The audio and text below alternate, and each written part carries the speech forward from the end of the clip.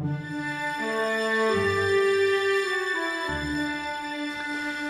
like to take a few moments now to respond to questions that you've presented for this course, and let's just dive right into it.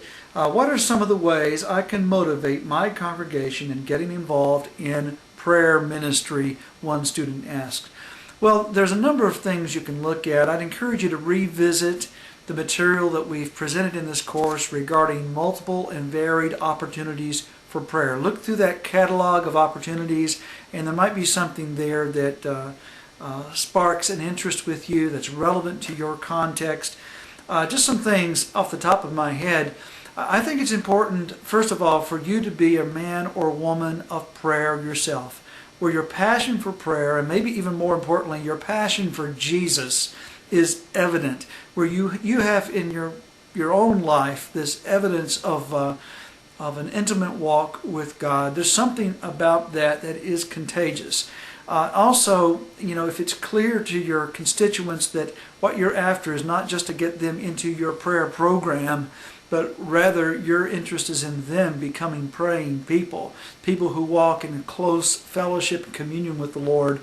When they see that is a genuine desire on your part, and that your interest is in them, that also helps. Publicly celebrating answered prayer. I'd encourage you to take time on a regular basis in worship services to publicly celebrate answered prayer.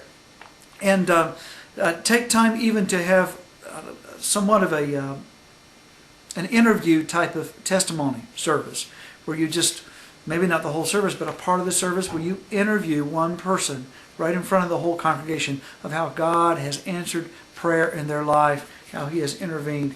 Those kind of things help to inspire. It's so important to begin where people are.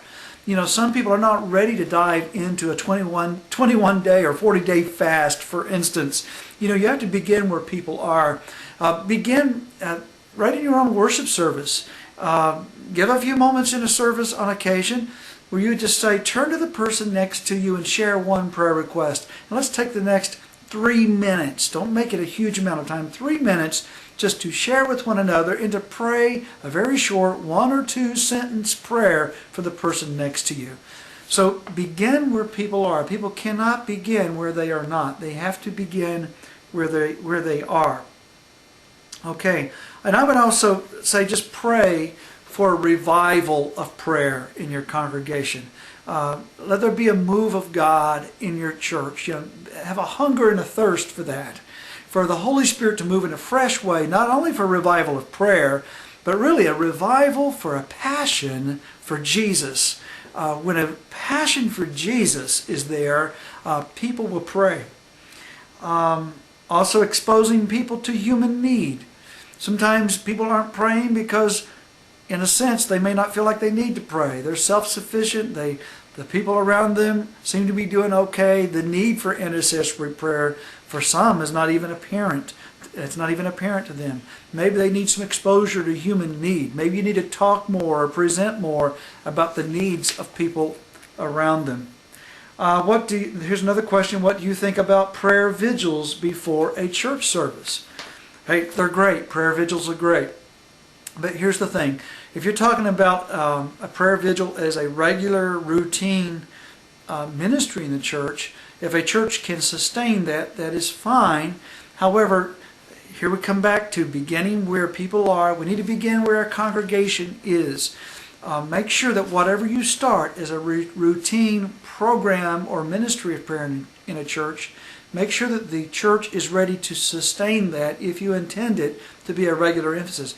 Otherwise, if you take a huge leap into something big that the church can't sustain, then it'll be difficult for you to come back another time and announce another go at it.